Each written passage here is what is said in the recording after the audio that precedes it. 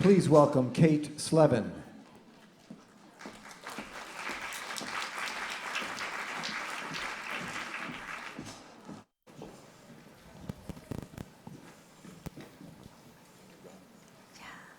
Good afternoon. So we've heard a lot this afternoon about the Mayor's Affordable Housing Plan and how we can create holistic neighborhoods moving forward. This panel is meant to be a little bit more reflective on the land use policies of the past couple decades and what they've taught us for our work going forward as in our communities and for the city administration. So just some history here for folks who haven't been in New York for a long time and don't have the experience of my lovely panelists here up today. This is the area of the city that was rezoned under Mayor Bloomberg from 2002 to 2013. This is from the New York Times. They did an interactive feature on this about 2 years ago. He rezoned 40%, almost 40% of the city. 40,000 buildings were built during that time. This was the Williamsburg waterfront in 2003. And this is it in 2013. This is the Long Island City waterfront in 2003. And this is it in 2013. So obviously these changes have had a tremendous impact on some neighborhoods in our city, including some of the ones represented here by our panelists. So moving on to our panelists, Michelle, I want to start with you. Why don't you talk a little bit about what the Fifth Avenue Committee does and how these changes, specifically the rezoning along 4th Avenue in Brooklyn, has transformed your neighborhood and the people and what it's meant for the people who live there. Sure. Good afternoon, everybody. So the Fifth Avenue Committee is a 37-year-old nonprofit comprehensive community development corporation whose mission is to advance economic and social justice. We do that through a variety of programs touching over 5,500 low and moderate income folks annually, and we do a tremendous amount of policy advocacy and community organizing work. I'm really proud that my predecessor here really helped lay the foundation for a number of the things that the organization is known for. So Fifth Avenue Committee's primary catchment area, I basically describe it as the Brooklyn Bridge, the Verrazano Bridge, the East River, almost to central Brooklyn at this point. And that part of Brooklyn, although not necessarily represented in the photos that you see here, has actually, during the last administration, had 4 different rezonings. The North Park Slope rezoning in 2003, the Downtown Brooklyn rezoning in 2004, the South Park Slope rezoning in 2007, and the Sunset Park rezoning in 2009. So we have the battle scars and the lessons learned from all of those rezonings. And the reality is that especially, a lot of that obviously was along the 4th Avenue corridor in Brooklyn, which was upzoned, and the side streets have contextual downzoning. And really what we've seen as a result of the 4th Avenue impact has been a net loss of rent-stabilized housing and significant gentrification and displacement pressures that is really brought about as a result of public policy. It's one thing for the market to drive these things. It's another when public policy is what is driving the displacement pressures. And a lot of people now just take it for granted that these neighborhoods are gentrified or are gentrifying, but the reality is a lot of it was spurred by public policy. And you know, we basically, especially as it relates to the North Park Slope rezoning, which had not even voluntary inclusionary housing included, you know, buildings were allowed to go from 5 stories to 12 stories as of right. And as I said, we've seen net loss of hundreds and hundreds, really more than that once you include downtown Brooklyn, units of affordable and rent stabilized housing. And considering that each one of those units is so precious, that's not something that we can afford. And we actually have solutions to anti-displacement in the city, which we can point to in other neighborhoods, such as Clinton, which has an anti-harassment special district, which has sound housing provisions that are overlaid with that. And there are other examples nationally that we can look to. The thought of using $30 million, which is what the current administration is talking about, to have a legal fund as part of the upcoming rezonings for the 15 neighborhoods, 6 of which have been announced, is the concept really of putting ambulances on every other corner in neighborhoods that are being rezoned rather than immunizing against the plague. That is the level of potential unrest, really, that could be released. And I think the reality is Fifth Avenue Committee is absolutely not anti-development. It's about having development that is well informed by the community's vision and ensuring that there's no harm that's done. Great. Brad, what are some lessons learned from your experience? Before you were a council member, you ran the Fifth Avenue Committee and the Pratt Center. So what are some community-based solutions that can stop this displacement from happening in the future? Yep. Let me just take one step back, because I think one big challenge is that the rezonings you just sort of walked us through and the challenges of the way they happen have increased people's skepticism that we can get it right. And look, the challenges of getting neighborhoods that are diverse and inclusive, that are livable and sustainable, and are great places to live amidst this market appetite is hard to do. The market is not on the side of diverse and inclusive and affordable. It's not on the side of sustainable and livable. It's not on the side of great places to live. That's how it works. That's what drives the development. It's only possible to get those things if we shape them and match them with smart regulatory policy. But regulatory policy is clunky and hard to get right. And unfortunately, in most of the things that happened over the last decade, in my opinion, we didn't get those things right. And that has increased the level of skepticism. And so what we've got on the ground is, and I think of it as, sort of a fight between REBNY and NIMBY.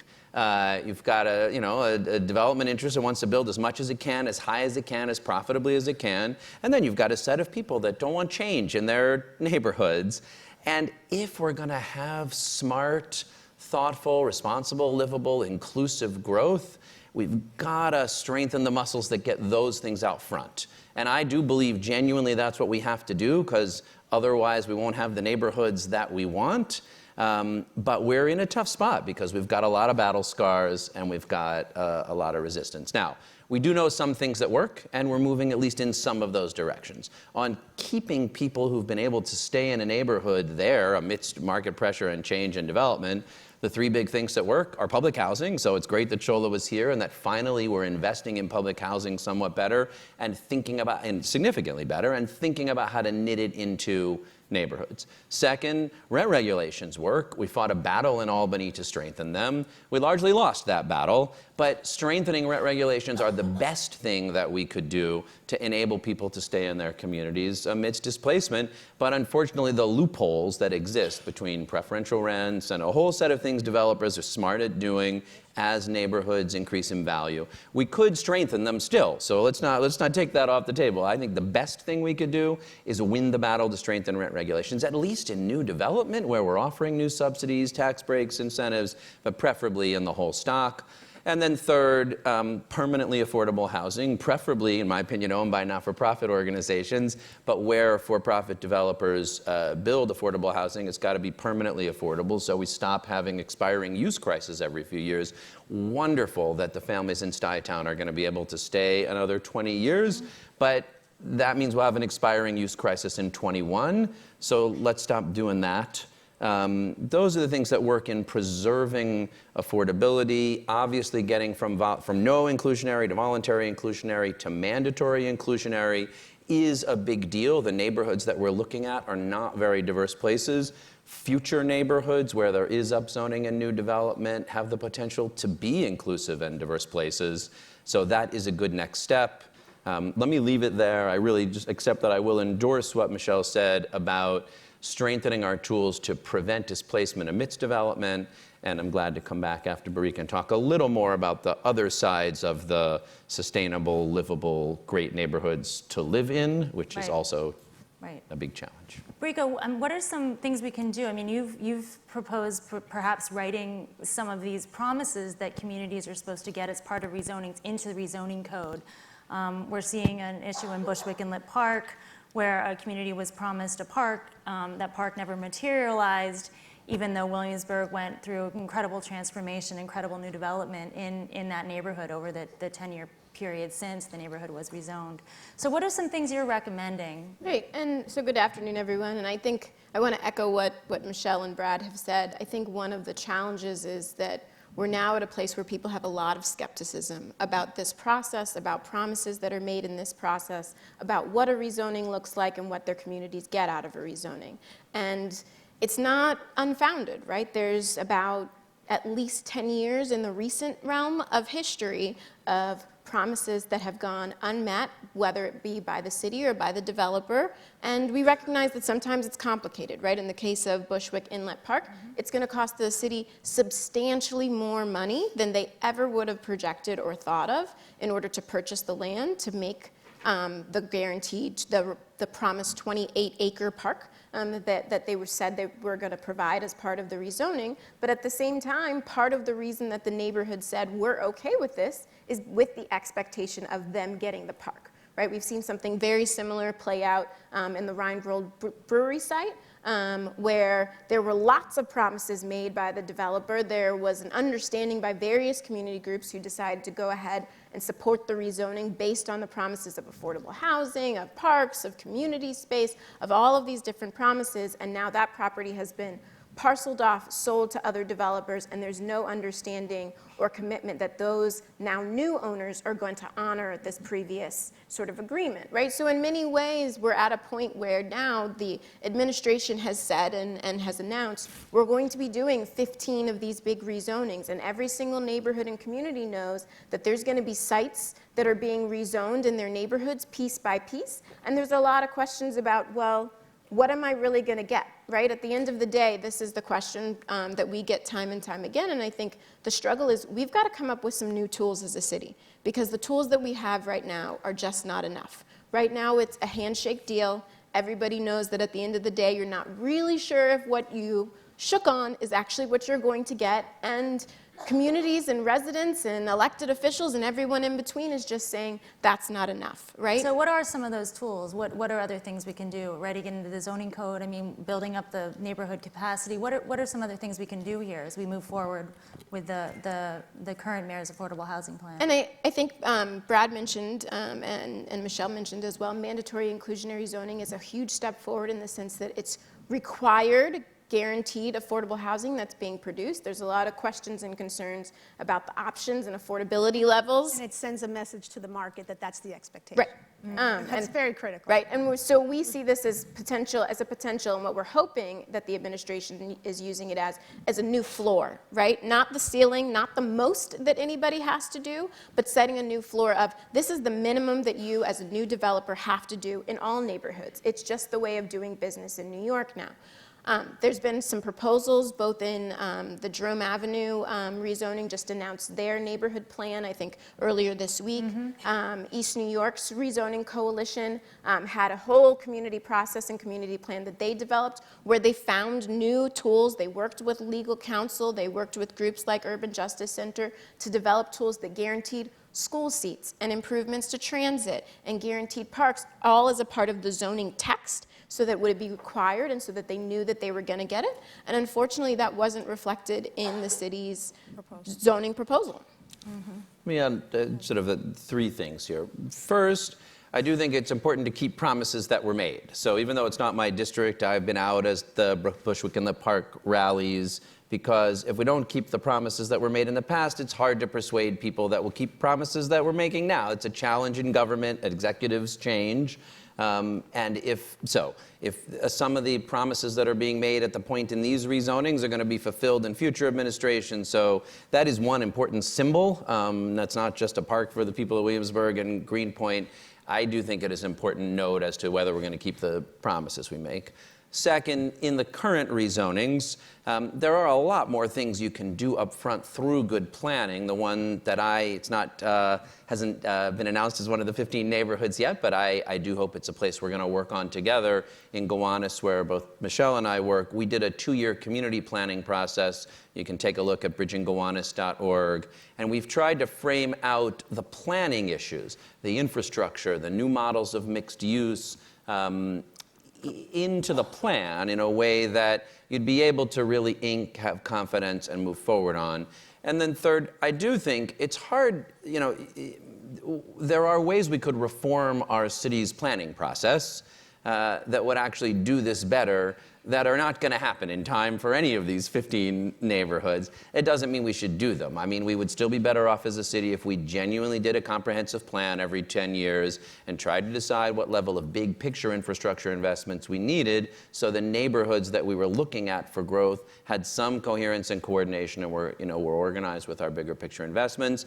One of the few places where I'll really praise the Manhattan Institute, but Hope Cohen did a really good study for them on rethinking environmental review a few years ago, and there are a bunch of things there. Our environmental review process doesn't deliver what we want it to, and it really could focus more on commitments to mitigation as opposed to sort of throwing disclosure at the wind. And we have talked in the council about what a framework would look like so that these extra zoning commitments could have some stronger and more binding agreement than just sort of a note passed back and forth. And we don't have that framework now. You can't commit future generations or future resources as much as you might like to, but there are some things we could do to make that more durable. And I do hope we'll use this moment to achieve some of that process reform, even though it doesn't give the folks in East New York or Gowanus the tools today. And just as a reminder for folks who don't know, this is the area of the city where the community districts where the de Blasio administration has so far said they look to rezone. And some of them are farther along than others. And I would just add to the very good ideas that both Brika and Brad mentioned. I think the other piece of this, honestly, is in this summit is a part of it, and that really is developing the civic infrastructure and folks in the community's knowledge about how all of these things work. I mean, Fifth Avenue Committee has definitely found that when we have broken down what affordable housing is, what AMI is, how affordable housing finance works, when we break down ULURP, when we break down how zoning works, that people are much more open to the change that everyone kind of understands needs to happen, and it's just about how do you manage that and how do you manage it intelligently. And in a truly democratic process. So I think a big piece of that, honestly, whether it's community boards, whether it's community-based organizations, whether it's supporting grassroots leaders, obviously, because NYCHA is a big part of this process, ensuring public housing residents, that basically all the different sectors in the city that really should be a part of this conversation can knowledgeably participate in the conversation. And have the technical assistance available to them that's needed. And I think, Kate, some of this goes back to, and this got mentioned before, some of this goes back to the feeling of things are happening in neighborhoods. Neighborhoods are changing very quickly. You can see how quickly a neighborhood sort of goes from looking as Long Island City did back in 2004 to where it is now. And folks across the city have seen that, and they know it. And so they know how fast a neighborhood can turn. And so I think really with ANHD, we have over 100 member groups. We work with groups all across the city in various different neighborhoods. And what we hear over and over again is this constant concern of displacement. And is my neighborhood going to be a neighborhood for me, for my relatives, for my friends, for my family in the future? Is it going to be a neighborhood for my business in the future, right? Is it going to be a neighborhood where my employees can continue to stay? And I think that that's the constant challenge of people really feel like these changes are happening, and they're happening to the place that they call their neighborhood and their home, not for and with them. Right, yeah. So I think we have to wrap up in just 1 minute, but we have some results of a poll that was taken earlier of the audience of what kind of amenities they thought the de Blasio administration should invest in as they build more affordable housing. And we have a winner, parks and public space. So, yay. But to wrap up, which of these do you think should be a priority? And then we have to wrap up. Varies on the neighborhood, I think. What's that? It depends on the neighborhood, which, I mean, because some of those neighborhoods have Your neighborhood. Well, Gowanus, it has a unique history that means we need a mix of these things. Okay.